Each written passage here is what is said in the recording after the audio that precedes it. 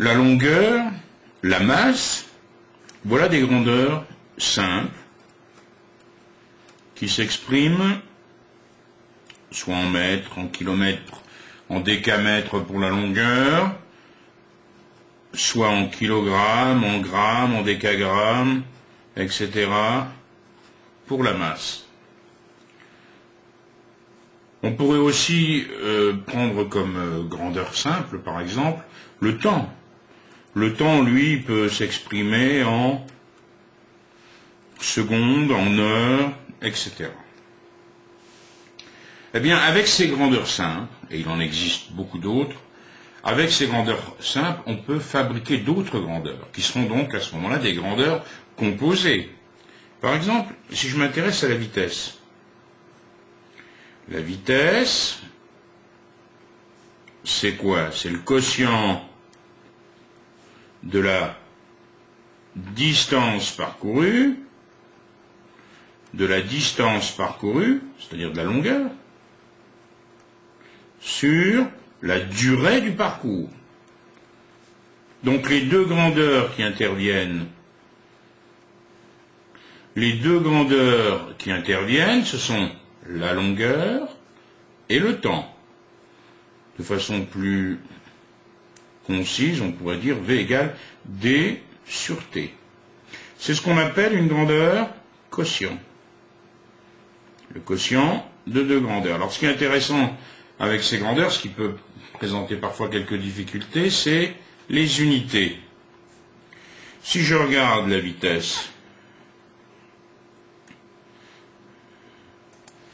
je pourrais avoir parcouru 15 mètres en 5 secondes, par exemple. Bon, 15 sur 5, ça me fait 3. La question, quelle unité je vais écrire derrière? Les unités, ça fonctionne un peu comme les nombres, en fait. Ici, on a un quotient de nombre, on a un quotient d'unité. Donc, on va l'écrire 3 mètres par seconde, ce qui veut dire 3 mètres sur une seconde. Donc, l'unité ici de vitesse serait le mètre par seconde. Si je veux maintenant avoir le résultat en kilomètres par heure, 3 mètres par seconde, c'est 3 mètres sur une seconde. 3 mètres, ça me fait, transformons d'abord 3 mètres en kilomètres. Mètre, décamètre, hectomètre, kilomètre. Mètre, je mets mon stylo à l'emplacement de la virgule. La virgule, elle serait là pour les 3 mètres. Décamètre, hectomètre, kilomètre. Sur. Alors, une seconde. Une heure, c'est 3600 secondes. Donc, une seconde, c'est 1 sur 3600e d'heure. Divisé par un nombre, ça revient à multiplier par son inverse. Donc c'est égal à 0,003 fois 3600. Et là, j'ai des kilomètres sur des heures. Moi, je l'écris naturellement, kilomètres par heure. Kilomètres sur des heures égale 10,8 kilomètres par heure. Donc avec ma grandeur quotient, j'ai opéré le changement d'unité. Si maintenant je veux changer l'unité de 90 km par heure, c'est une grandeur quotient, bien sûr, c'est la vitesse. C'est donc 90 km sur une heure. 90 km en mètres, kilomètres, hectomètres, décamètres, mètres, 90 000 mètres, sur 3600 secondes. Ici, je peux enlever ces zéros, 900 sur 36, ça me fait 25. D'où ma réponse, 25 mètres sur une seconde, c'est-à-dire 25 mètres par seconde.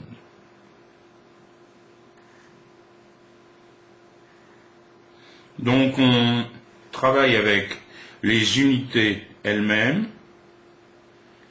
comme si on travaillait avec des nombres, c'est-à-dire on tient compte du fait qu'on a bien à chaque fois ici un quotient, mètre divisé par des secondes.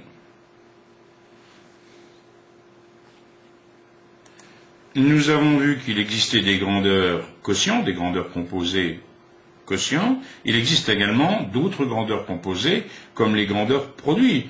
Prenons un exemple simple. Si j'ai un rectangle d'une longueur L et d'une largeur petit l, je sais que pour calculer son aire, je vais faire longueur multipliée par largeur. Je multiplie des mètres par des mètres. Donc l'unité que je vais obtenir, ce seront des mètres carrés. Pourquoi? Mètres multiplié par des mètres. Voilà une grandeur produit. Alors de la même façon, si on s'intéresse au volume, on a par exemple le volume d'un pavé droit, longueur ici, largeur, hauteur. Le volume, c'est bien sûr la longueur fois la largeur, c'est-à-dire l'aire de la base, multiplié par la hauteur. Donc l'unité ici, mètre fois mètre fois mètre, c'est-à-dire j'obtiens une unité qui correspond à une grandeur produit, c'est les mètres cubes. Mètres multiplié par des mètres, multiplié par des mètres.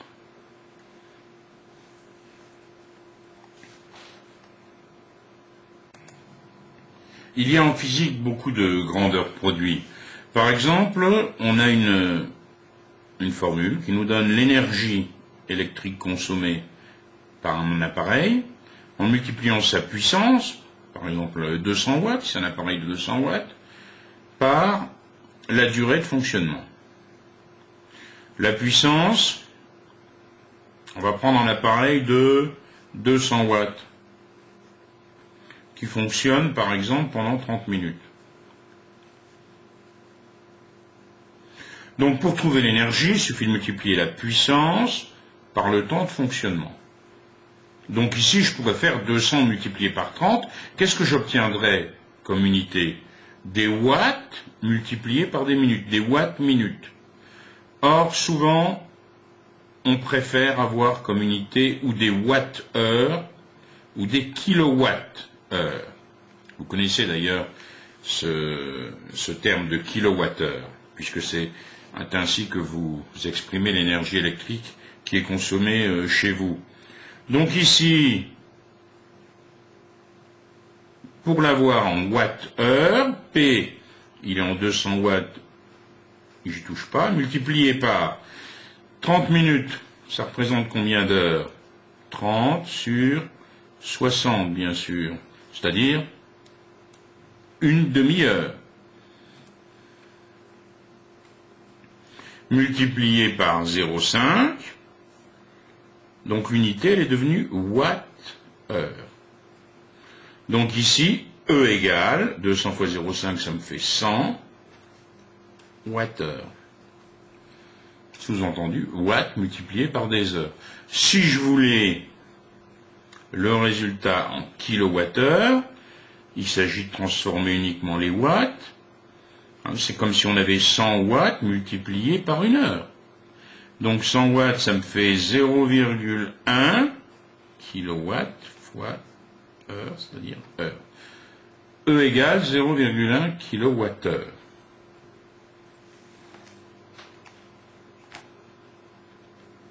Nous avons des grandeurs simples dont on a l'habitude, la longueur qu'on exprime en mètres, la masse qu'on peut exprimer en kilos, le temps qu'on peut exprimer en secondes. Et puis on peut en quelque sorte combiner ces grandeurs pour obtenir de nouvelles grandeurs, et à ce moment-là on parlera de grandeurs composées. Par exemple, on peut avoir une grandeur quotient. Si on effectue le quotient de deux grandeurs, on obtient une grandeur quotient. Prenons la vitesse. La vitesse, c'est le quotient de deux grandeurs. C'est la distance parcourue divisé par le temps que vous mettez à parcourir cette distance. On aurait à ce moment-là V est égal à D sur T. Alors la distance, on peut l'exprimer en mètres, en kilomètres, en décamètres. Le temps, on peut l'exprimer en secondes, en heures. Donc, en ce qui concerne les unités, il faut faire très attention. Si on veut par exemple une vitesse en mètres par seconde, ça veut dire que la distance aura été exprimée en mètres, le temps en secondes.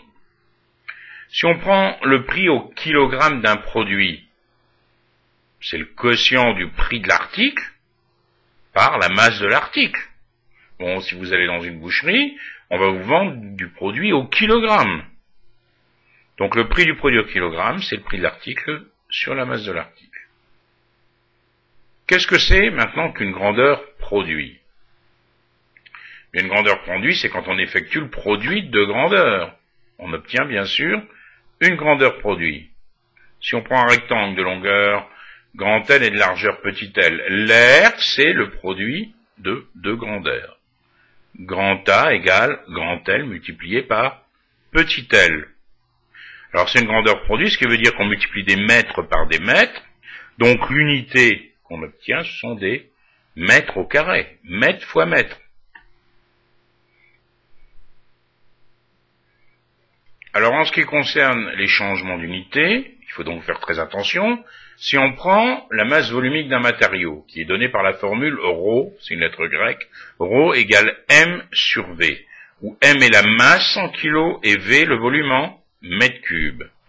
Eh bien, si on prend la masse volumique de l'or, par exemple, c'est 19 300 kg par mètre cube. Si on veut exprimer cette masse en grammes par centimètre cube, on va d'abord s'occuper du numérateur 19 300, on va le transformer en grammes, ça me fera 19 300 000 grammes. Le volume V, 1 mètre cube, on le transforme en centimètres cubes, ça me fera 1 million de centimètres cubes, et puis on exprime ρ, la masse volumique, c'est donc 19 300 000 sur 1 million, et je trouve la réponse en grammes par centimètre cube. Il y a une autre formule en physique qu'on utilise assez souvent, c'est pour calculer l'énergie électrique.